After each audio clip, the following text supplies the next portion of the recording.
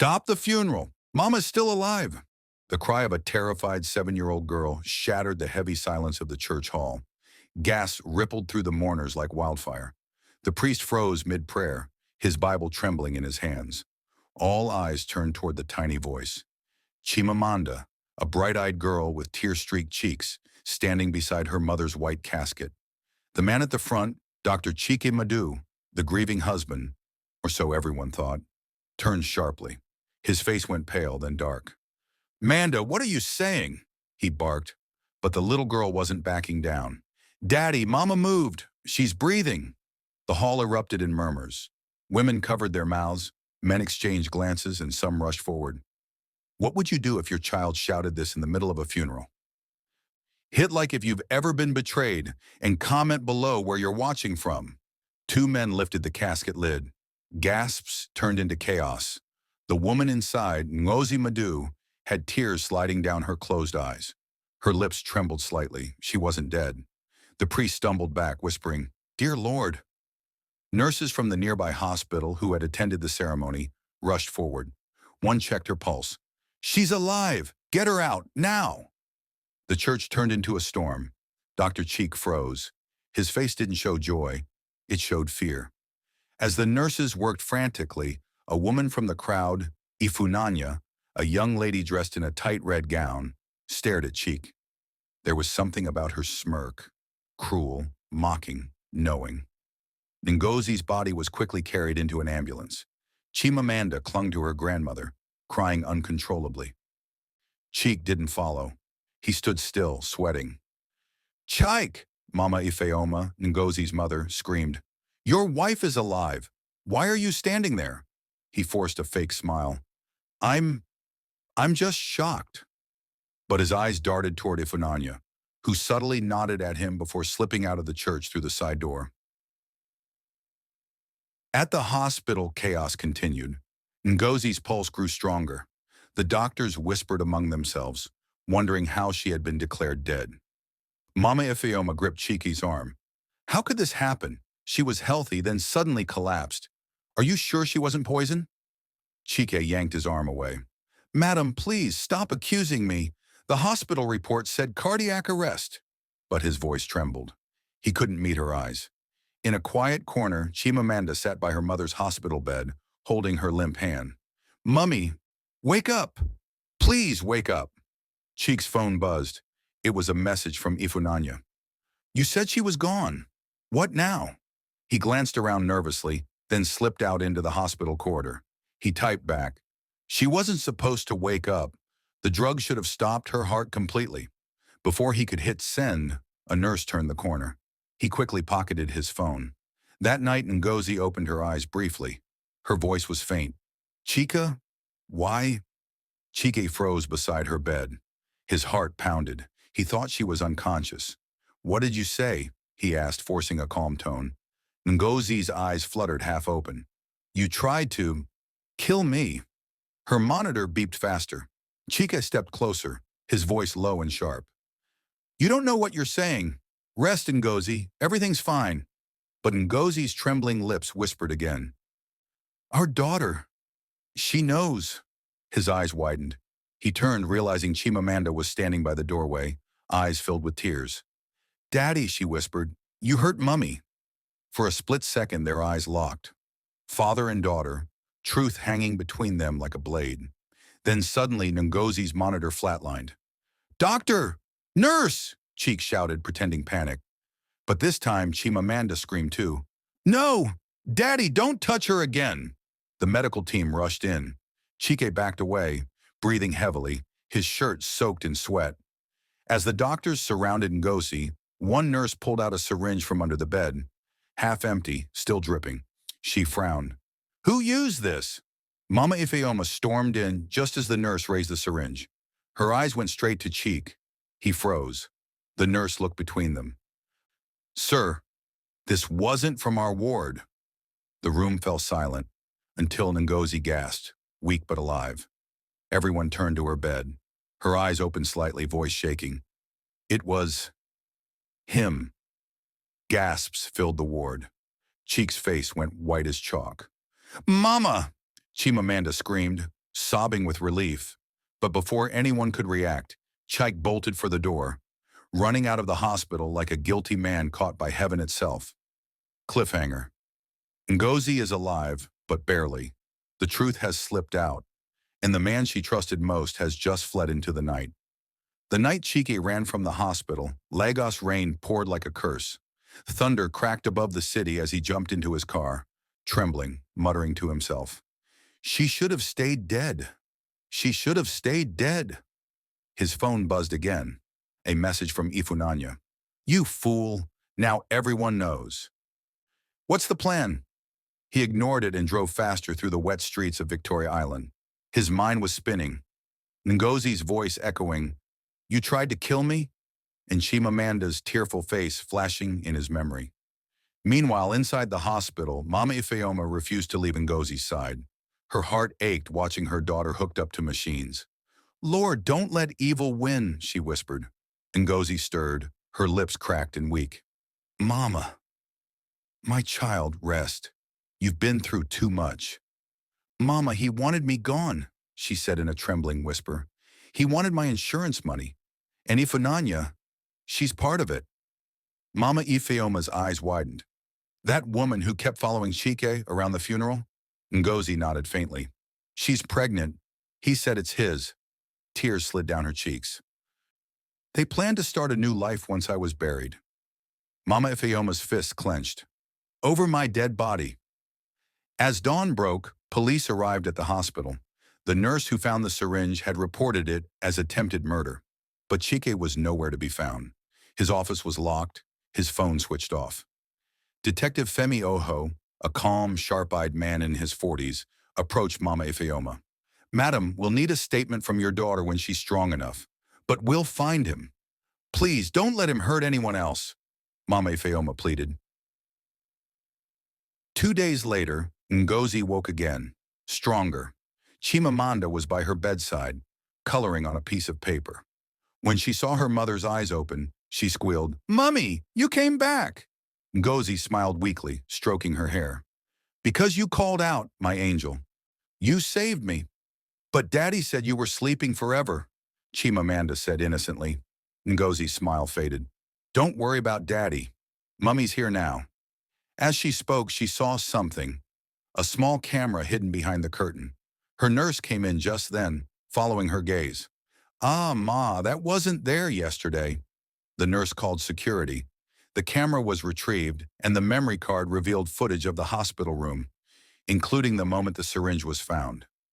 Ngozi's blood ran cold. He's watching us, she whispered. Detective Femi was called back. He reviewed the footage inside. Whoever planted this camera was monitoring your condition. It might be him or someone working with him. Ngozi nodded slowly. Ifunanya. She's behind everything. Find her. That evening, Ifunanya sat in a dimly lit bar in Lekki, her phone lighting up with messages. Chike finally texted, They know everything. We need to disappear. Ifunanya smirked. Disappear? I'm not going anywhere without the money. Money? Chike typed back. The insurance payout. It's frozen now that she's alive. Ifunanya's expression changed, fury burning in her eyes. So you killed her for nothing? Cheek's reply came after a long pause. She's still weak. There's another way. Ifunanya hesitated. You're insane, Chike. But deep down, she knew she wasn't safe either. She didn't notice the plain car parked across the street or the camera snapping her photo through the rain-spattered window. Detective Femi's team had found her. Back at the hospital, Ngozi's phone buzzed with an unknown number. She answered. Silence. Then a low, familiar voice. You won't live to see tomorrow. She froze, her eyes wide. Cheek? Click. The call ended. The lights flickered in her room. Outside, thunder rolled again. Mama Ifeoma rushed in. What's wrong? Ngozi swallowed hard. He called me. He's close. As she spoke, Chimamanda looked out the window and screamed, Grandma! Daddy's car! Ngozi turned. Through the glass, she saw Chike's black SUV parked in the hospital lot, headlights off, engine idling. The nurses ran to shut the blinds as alarm sounded. Detective Femi was called immediately. Ngozi's hands shook as she held her daughter tight. "He's not finished with us, Mama." Outside, Cheeky sat in his car, rain streaking down his windshield, whispering to himself, "If I can't have her, no one will." Cliffhanger. The killer husband has returned, and this time, he's hunting them down. Rain pounded on the hospital roof as thunder echoed across Lagos. The power flickered, plunging the corridor into a dim, eerie glow. Ngozi's heart raced as she held Chimamanda close, her mother standing guard by the door. Outside, the black SUV idled, headlights off, wipers sweeping in slow rhythm. Chike was somewhere in the shadows watching. Detective Femi's voice came through the hospital's emergency radio. "Stay inside the room. Do not engage. My team is on the way." But Mama Ifeoma wasn't one to sit still. She peeked through the blinds, her eyes narrowing. "That devil won't take my child again. Please, Mama," Ngozi begged weakly. "Stay with us." Minutes later, the lights flickered again, and then went out completely. A nurse screamed somewhere down the hall. The emergency backup lights came on, glowing faint red. Footsteps echoed, heavy, deliberate. Ngozi's breath hitched. "He's here." Suddenly, the door handle turned. Mama Ifeoma grabbed a metal tray from the table, ready to swing it.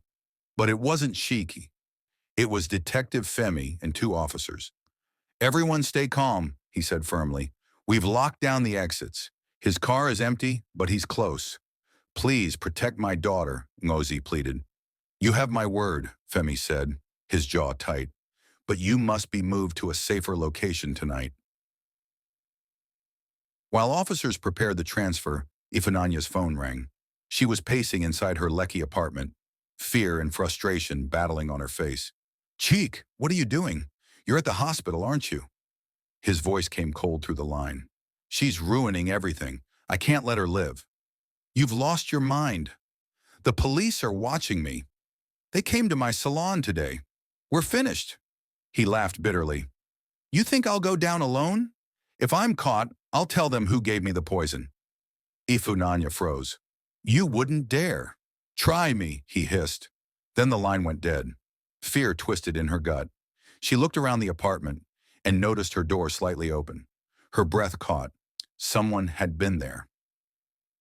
Back at the hospital, Femi escorted Ngozi and Chimamanda to a police van. Mama Ifeoma followed close, muttering prayers under her breath. They were halfway down the ramp when Femi's radio crackled. "Sir, we found footprints near the emergency generator. Fresh."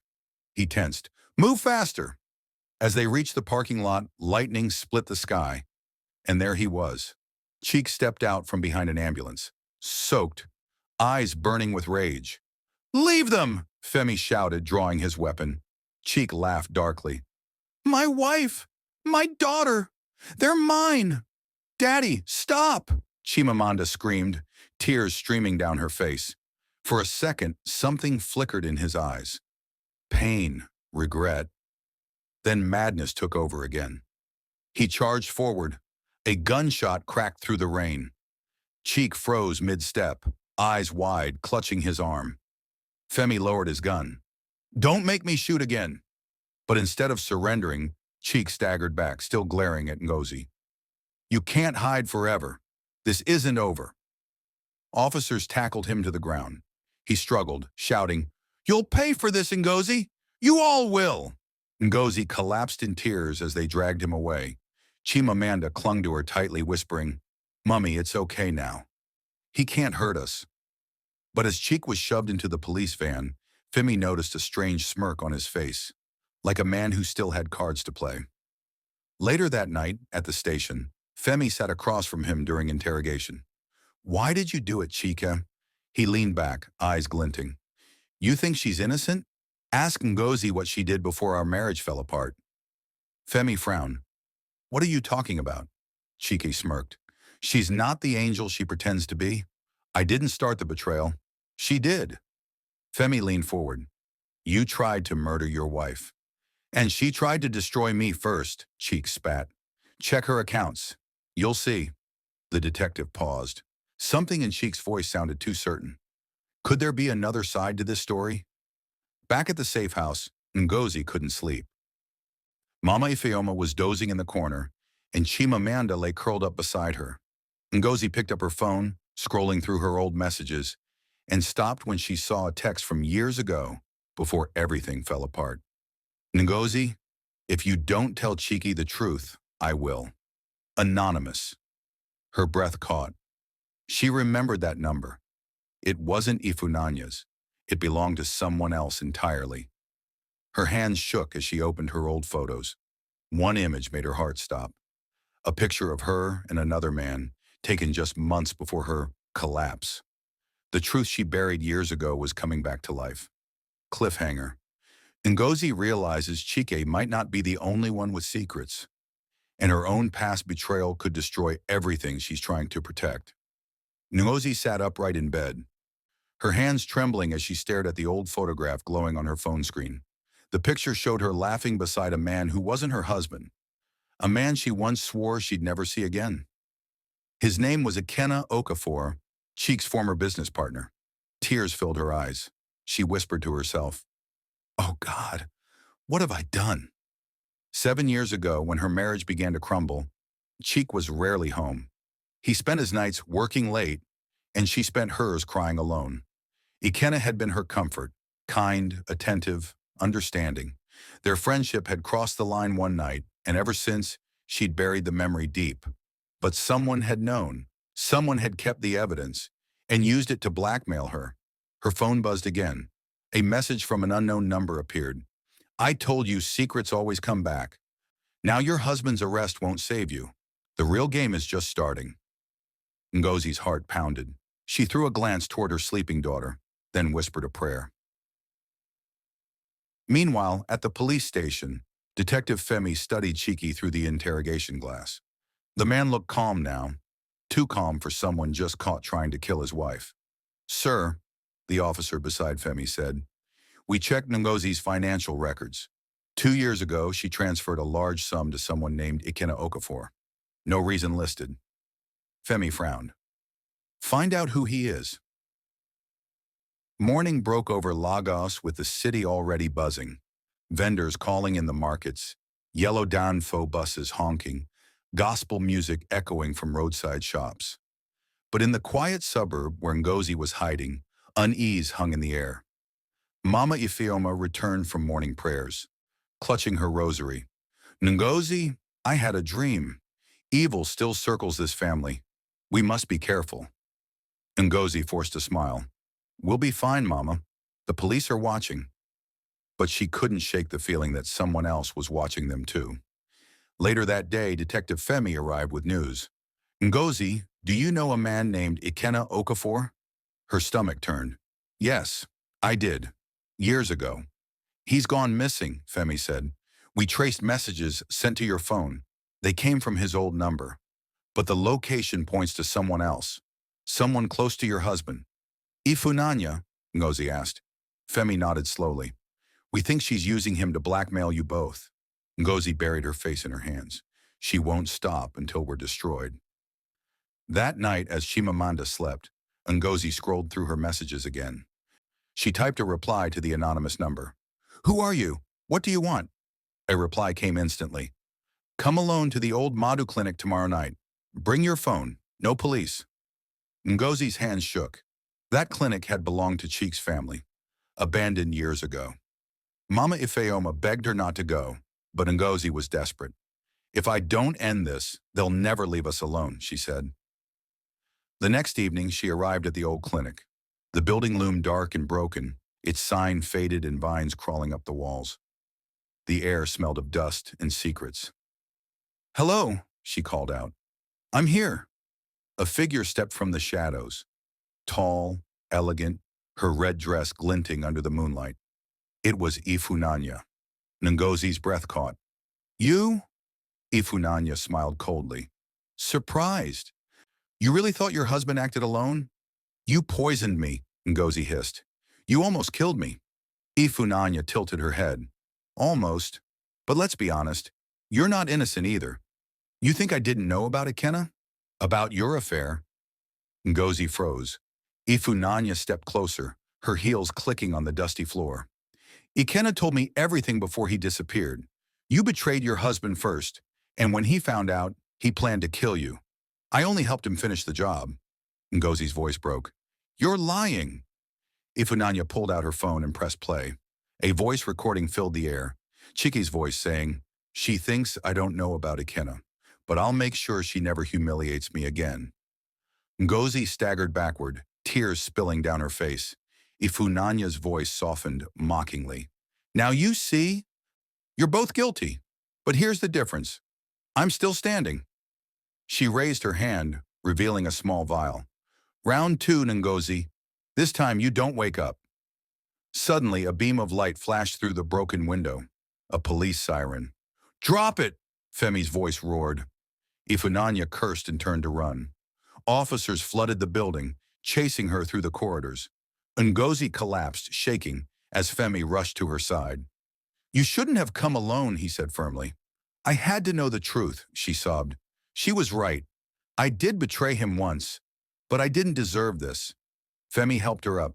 We'll catch her, but I think she's hiding something much bigger than revenge.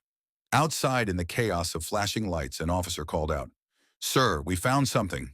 He handed Femi a small bag. Inside was a passport, Ikenna Okafor's, and a boarding pass dated yesterday. Ngozi's eyes widened. He's alive? Femi looked at her grimly. Or someone wants you to think he is. Cliffhanger. The betrayal deepens. Ifunanya is on the run. Ikenna may still be alive, and Ngozi's past could destroy her future. Ngozi couldn't sleep. Even after the police dropped her home, the sound of Ifunanya's voice haunted her. That cold, confident tone that promised the war was far from over. She stood by the window, watching the rain wash over Lagos. The city lights flickered in the puddles, and the hum of traffic faded into the background. Her phone buzzed on the table. Unknown number. Again. She hesitated, then picked up. A man's voice whispered, Ngozi. Her heart nearly stopped. Who is this? It's me, the voice said. It's Ikenna. She froze, gripping the phone. No, you're supposed to be dead. I'm not. But if you want the truth, meet me tomorrow at Freedom Park. Don't tell anyone, not even the police. Your life depends on it. The line went dead. Ngozi sank into the couch, trembling. Was this real? Was he truly alive? Or was this another trap from Ifunanya? The next day, under the gray Lagos sky, Ngozi arrived at Freedom Park. She wore a plain black hoodie, her hair covered, sunglasses hiding her swollen eyes. The park was alive with people, couples taking pictures, children chasing pigeons, the smell of roasted corn in the air. Then she saw him, Ikenna Okafor, standing near the fountain. He looked older, bearded, tired, but unmistakably him. She approached slowly, her voice shaking. Ikenna? He turned, eyes softening. Ngozi. For a long moment, they just stared at each other. The memories of their forbidden past flooded back. The nights of comfort, of weakness, of betrayal. I thought you were gone, she said. I had to disappear, he replied. Cheek found out about us. He came for me. I barely escaped. Her eyes widened. He tried to kill you too? Yes, Ikenna said. And now he's paying for it. But Ifunanya, she's dangerous. She found me first. She's using everything, your past, mine, to destroy what's left of you. Ngozi felt dizzy. Why? What does she want from me? He sighed. Money, power, and revenge. She blames you for her failed marriage and her ruined reputation. She said you stole everything she wanted. Ngozi shook her head in disbelief. I never meant to. Before she could finish, 2 men in dark jackets walked toward them. Ikenna's expression changed. Run! What? Run, nosy! He pushed her aside just as the men pulled out guns. Chaos erupted. People screamed, scattering in every direction. Ngozi ducked behind a vendor stall as bullets cracked through the air. Ikenna fired back, but one of the men hit him in the shoulder. Go! He shouted again, blood staining his shirt. Find Femi. Tell him she's working with someone in the police. Then the gunman turned on him. Ngozi screamed. Hours later, She sat in Detective Femi's office, shaking uncontrollably. "They killed him! Right in front of me," she whispered. Femi's jaw tightened. "We'll find out who did this." "You said he mentioned someone inside the police?" "Yes. He said if Unanya has help from within." Femi leaned back, thinking. That explains how she escaped the raid so easily. But this changes everything. If Unanya isn't just acting alone, she's part of something bigger. Ngozi clenched her fists. "I want to help. I want her to pay for everything. For trying to kill me. For ruining my life." Femi looked at her gravely. "If you're in, there's no turning back. This will get dangerous." Ngozi met his gaze, eyes full of fury. "I've been in danger since the day I married Chika." That night, as Ngozi walked into her room, she found something strange on her bed. A white envelope sealed with red wax. Inside was a single photograph, her daughter Chimamanda standing outside her school. Written across the photo were 5 chilling words. "Next time we take her." Ngozi's knees buckled. She screamed, clutching the photo to her chest. Mama Ifeoma rushed in.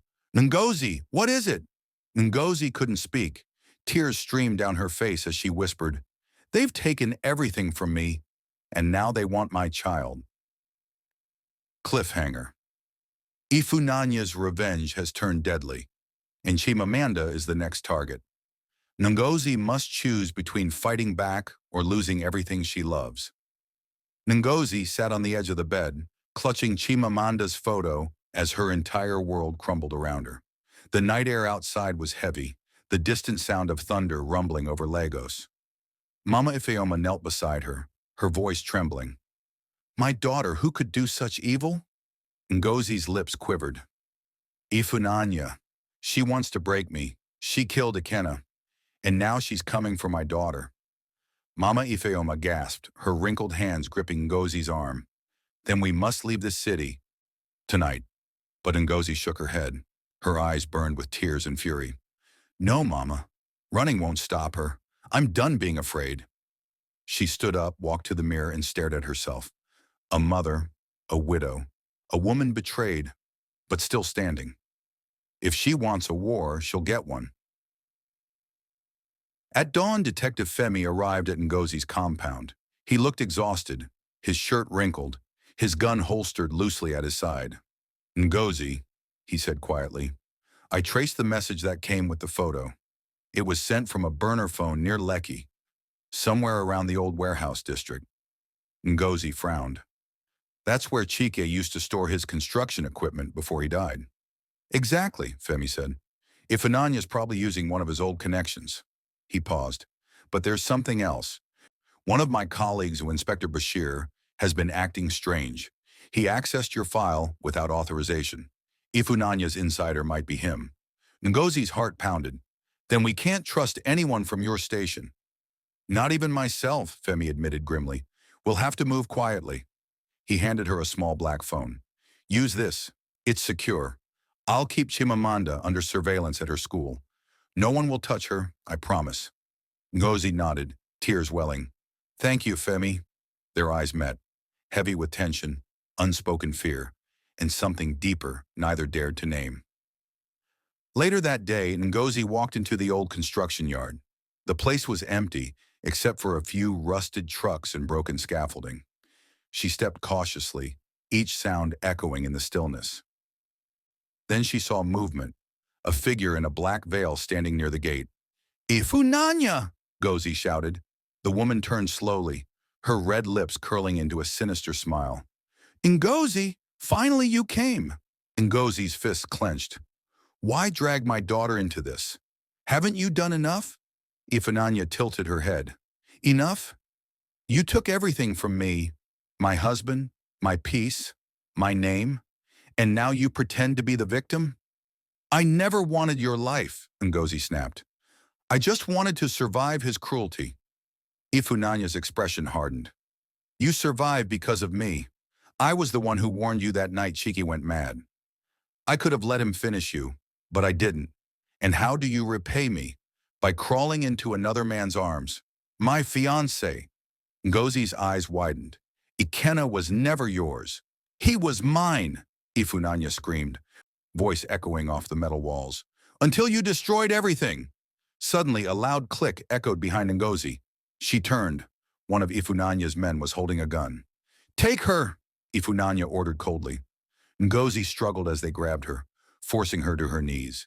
Ifunanya crouched before her, smirking. "You think the police can save you? Even Femi won't. He's already been bought." Ngozi's breath hitched. "You're lying." "Am I?" Ifunanya whispered, leaning close. "Ask him why your husband's will vanished from the court registry. Ask him who forged the papers to transfer the estate to my name." Ngozi's heart stopped. "No, no, Femi wouldn't." "Oh, he would," Ifunanya said, rising with a wicked grin. "Men always betray when money and power are involved." As she turned to leave, she nodded to her guard. "Keep her here until I say otherwise." The guard's grip tightened on Ngozi's arm. She struggled, shouting, "Ifunanya, you'll pay for this, I swear it." Ifunanya didn't turn around. Her heels clicked on the concrete as her voice echoed faintly. "You swore once before, Ngozi, and look where it got you." Hours later, in a dark corner of the warehouse, Ngozi sat bound to a chair. Her mind raced. Femi, her daughter, the will, everything. Could it all be true? Suddenly, a faint noise. Footsteps. Then a whisper. "Ngozi, it's me." Femi stepped out of the shadows, holding a flashlight. Ngozi's eyes filled with both relief and fear. You're here. But if Hunanya said..." He cut her off. "I know what she told you. And she's right. I made a mistake. I did help her once, but not anymore. I'm here to fix it." Ngozi's heart pounded. "Then prove it. Get me out before she hurts my daughter." Femi nodded, slicing the ropes quickly. "We don't have much time. The warehouse is wired with surveillance. We move now." As they slipped toward the back exit, a voice echoed over the speakers. Ifunanya's voice, calm and taunting. "Running again, Ngozi? You never learn. Did you really think I wouldn't see you?" Red lights blinked to life across the ceiling. Sirens wailed. Femi grabbed her hand. "Run!" They sprinted through the rain-soaked alleyways as gunfire exploded behind them. Ngozi's lungs burned. The night sky flashed with lightning, and for a brief moment, she thought she saw Ifunanya standing on the rooftop, watching them with a smile. Cliffhanger. Ngozi escapes the warehouse with Femi, but doubts begin to grow. Is he really on her side? Or is this another setup? Rain fell in heavy sheets over Lagos, turning the streets into shimmering rivers of light. Ngozi and Femi burst into an abandoned flat on the mainland, both drenched and gasping for air. Ngozi slammed the door shut, bolting it with trembling hands. "We can't keep running like this, Femi. She'll find us." Femi wiped water from his face, his voice low. "She already has eyes everywhere. Ifunanya's reach goes deep, into the police, into the courts. But I have something that can end her." He reached into his jacket and pulled out a flash drive. "This has every document she forged. The fake will, the property transfers, the payments she made to corrupt officers. If we get this to the right people, she's finished." Ngozi's eyes narrowed. "Why should I trust you now? You were part of it." Femi flinched but didn't deny it. "I was. I thought it was just business, cleaning up Cheek's mess. But when I saw what she did to you, to Ekena, I couldn't keep pretending." Ngozi crossed her arms, eyes glistening with tears. "You helped ruin my life, Femi. You helped her steal everything my husband left from my daughter." He looked down. "And I'll spend the rest of my life fixing it." Suddenly, glass shattered. A gunshot ripped through the window. Ngozi screamed as Femi pulled her down. Bullets tore through the wall. "She's found us!" he yelled, firing back through the broken pane. Ngozi crawled toward the corner, clutching the flash drive as footsteps pounded outside. The front door burst open. 3 masked men stormed in, guns raised. Femi shot one, but another hit him in the arm. He fell groaning. Ngozi's instincts took over. She grabbed a broken metal rod from the floor and swung it at the nearest man, striking him in the leg. The gun fell. She kicked it away and fired wildly at the others. The last man fell to the ground, wounded. Her chest heaved. The gun trembled in her hand. Ifunanya sent you? She shouted. The wounded man coughed. She's coming. Ngozi's blood ran cold. Minutes later, headlights cut through the rain outside. A sleek black SUV pulled up. From it stepped Ifunanya, elegant, calm, wearing a long red coat. She entered slowly, heels clicking, ignoring the chaos around her. Ngozi, she said softly, you've caused me too much trouble. Ngozi raised the gun, hands shaking. Stay where you are. Ifunanya smiled faintly. You won't shoot me? You're too decent. Try me. Ifunanya's gaze flicked to Femi, who lay bleeding beside the couch. Ah, your hero. How predictable. Did he tell you how he sold the first piece of evidence that could have saved you? Did he mention that he's the reason your husband's death report vanished? Ngozi froze. That's a lie. Femi coughed, struggling to speak. Ngozi, please. Don't, she snapped, eyes darting between them. Ifunanya took a slow step closer. He worked with me from the start. I only needed him to get close to you again, to retrieve that drive. Femi shouted weakly, don't believe her. She's twisting it. But Ifunanya's laughter drowned him out. Poor Ngozi, always trusting the wrong men. First Cheek, then Ikenna, now Femi. You never learn. Ngozi's hands shook violently. The flash drive slipped from her grasp and landed between them. In one swift move, Ifunanya lunged forward, but Ngozi fired. The gunshot echoed like thunder.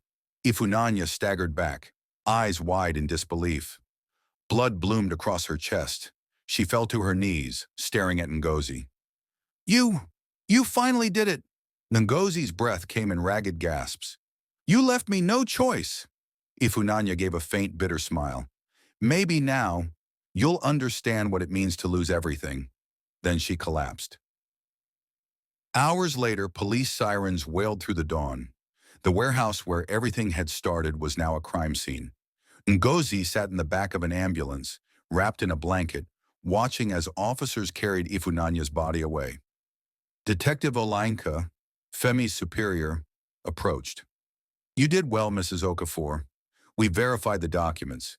Every fraud, every murder she orchestrated, it's all on that drive. The nightmare is over. Ngozi nodded weakly, glancing at Femi on a stretcher nearby. He met her gaze with tired eyes. I'm sorry, he whispered. She managed a faint smile. Make it right. For her. He nodded once, then was taken away for treatment. Mama Ifeoma arrived moments later, clutching Chimamanda. The little girl ran into her mother's arms. Mummy, Grandma said you were gone again. I was so scared. Ngozi held her tightly, tears spilling down her cheeks. No, my baby, I'm here, and I'll never leave you again. As the sun rose over the city, its golden light washing away the rain, Ngozi stood, broken but unbowed. She looked at the horizon and whispered, for every pain, there will be peace. Pickering a cliffhanger, ending. Months later, as Ngozi began rebuilding her life, she received a small parcel with no return address. Inside was a single photo of Ifunanya standing beside someone in a dark suit. The face of the man beside her was blurred out, but the ring on his hand was unmistakable. It was Chiki's wedding ring. Ngozi dropped the photo, heart pounding. No, it can't be. The screen fades to black. What do you think? Is Cheek still alive? Or is someone else behind this? Comment your thoughts below, and don't forget